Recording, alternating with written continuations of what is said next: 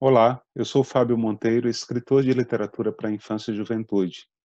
Queria agradecer primeiramente à Secretaria da Educação de São Bernardo do Campo, que proporciona, por meio dessa plataforma, um encontro com os seus professores e com os seus mediadores de leitura, para que pensemos, nesse momento de isolamento social, como contemplar processos de formação leitora nesse momento tão significativo e tão desafiador.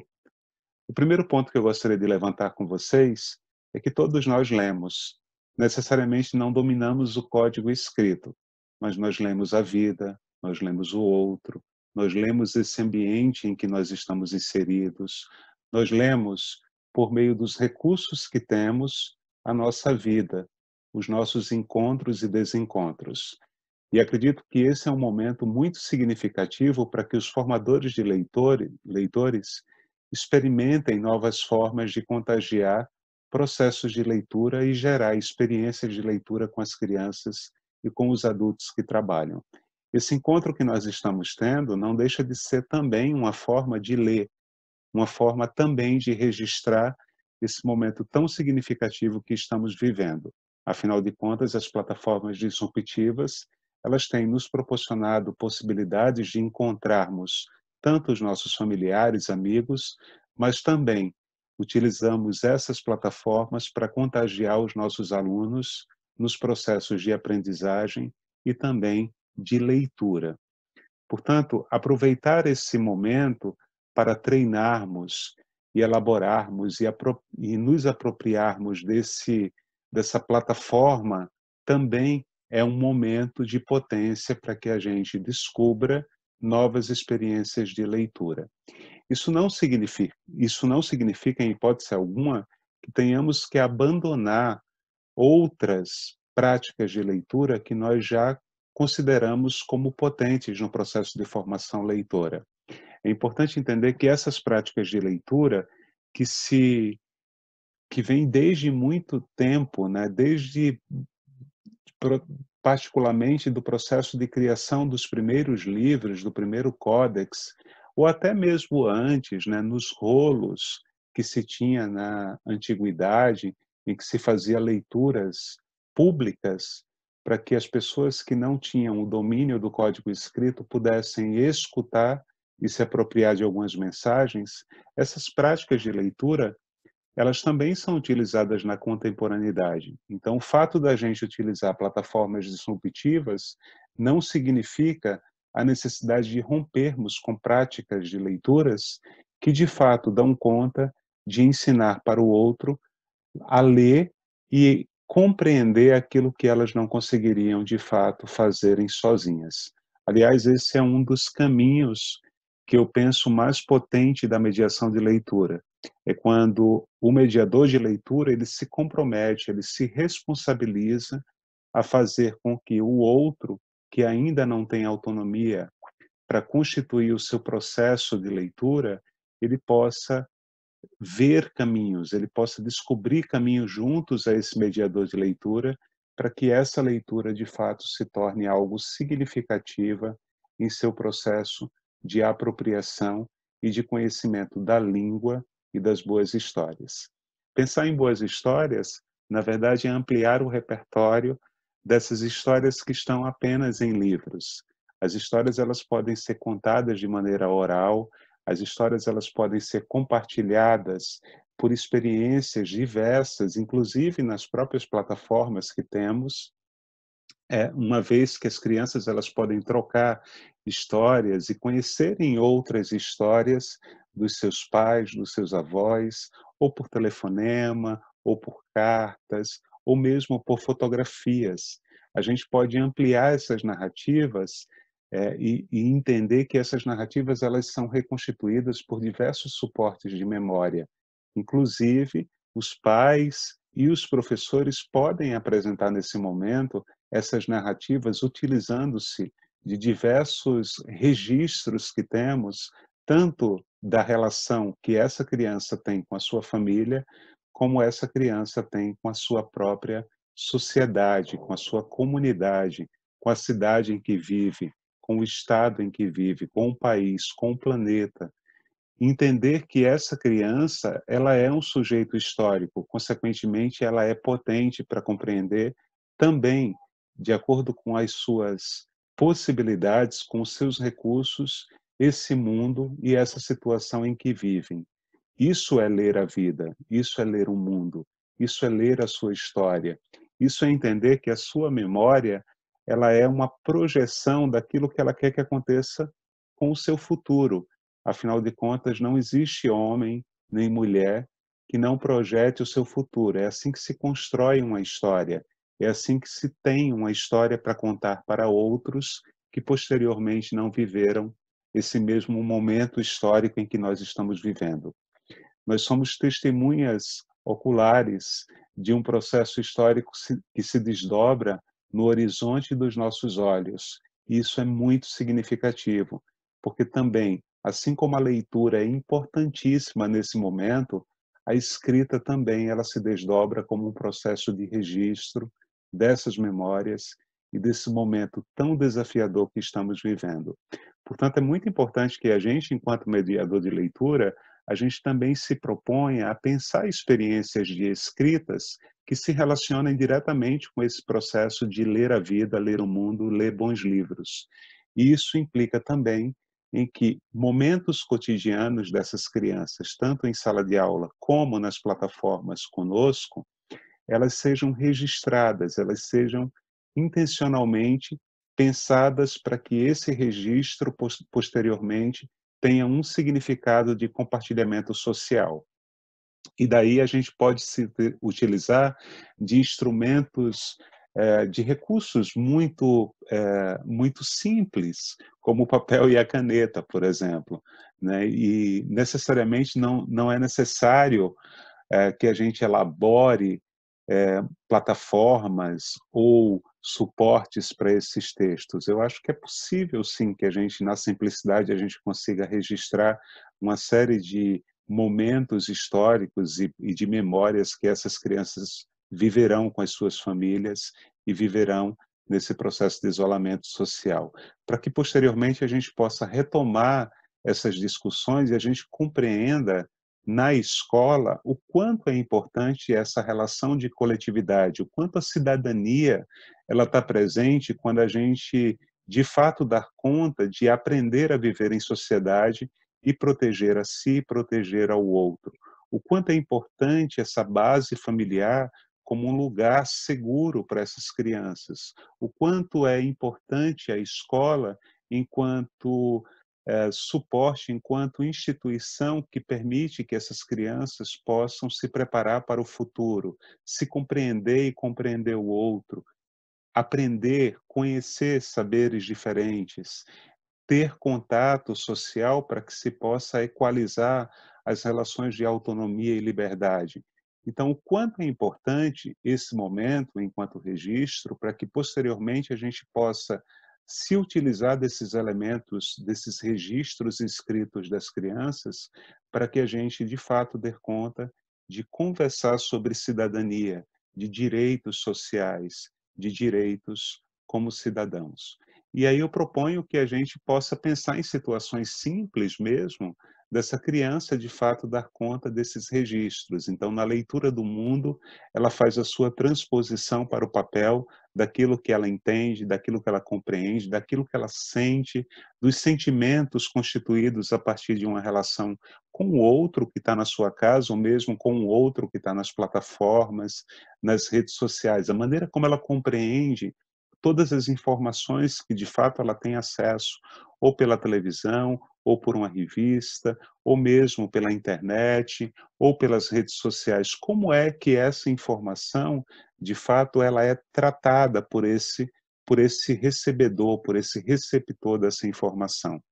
Outras situações possíveis da gente pensar na elaboração da leitura e na escrita de mundo é, de fato, a gente dar conta de fazer pequenos registros utilizando alguns gêneros. Então, anotar a receita da mãe, anotar ah, as indicações de filmes, anotar os filmes que assistiu e as impressões que teve ao assistir determinados filmes, as músicas que mais gosta, por quê?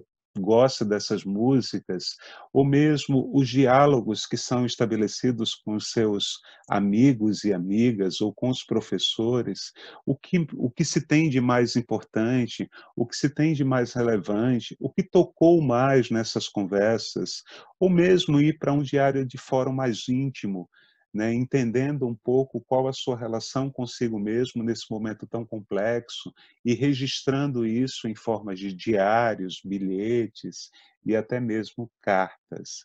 É importante que a gente entenda nesse momento que nem tudo que a gente vai trabalhar nessas plataformas disruptivas, elas darão conta daquilo que nós gostaríamos de trabalhar, daquilo que nós teríamos como trabalhar enquanto responsabilidade social, enquanto responsabilidade de educadores. Mas é importante que a gente entenda que esse momento que a gente está vivendo é um momento muito atípico e que a gente precisa ter muito controle e cuidado com o outro e com a gente mesmo, para que a gente não extrapole essas possibilidades entregues por essas plataformas disruptivas. Isso tudo vai passar. E quando passar, é claro que a gente vai lembrar o que a gente precisa fazer a partir daí. Mas é importante também que a gente entenda que essas plataformas permitem que a gente não estagne, que a gente não pare o nosso trabalho, que de fato a gente dê conta de avançar em alguns aspectos que são possíveis a partir dessa plataforma, a partir desses encontros que nós teremos de forma virtual. Então, a partir dessa relação que a gente estabelece com essa plataforma e com a compreensão de que ela tem limites, a gente também precisa fazer os nossos registros daquilo que é importante que a gente retome ao retornar às nossas atividades em sala de aula e com as nossas crianças.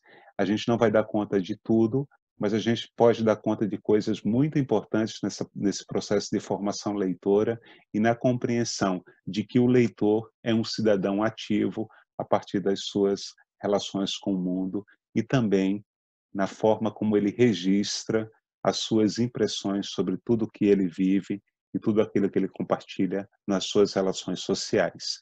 Para finalizar, eu trago um trecho, né, uma pequena carta de um livro que eu escrevi e que eu vou compartilhar com vocês como uma experiência escritora e leitora.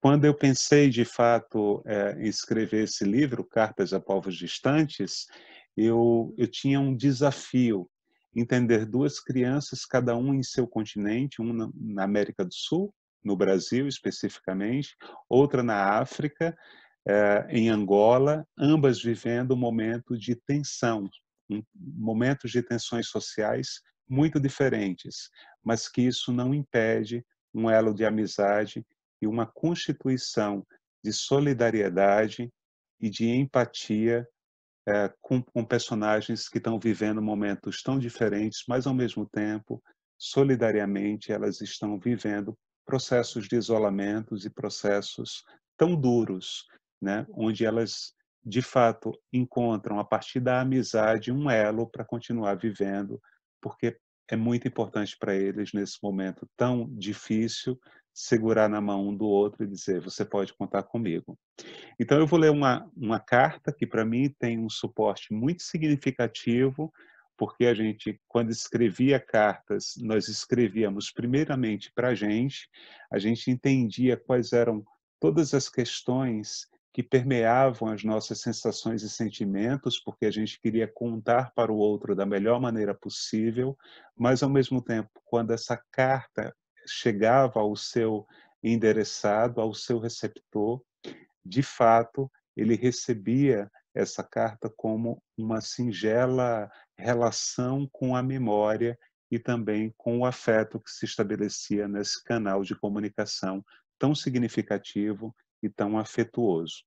Então, o trecho que eu vou ler para vocês é um trecho em que o Giramundo de Luanda recebe a carta desse amigo do Brasil e aceita e entende que é possível, a partir desses isolamentos, eles estabelecerem um encontro muito significativo na vida de ambos. E ele escreve assim: Luanda, 10 de janeiro de 1986.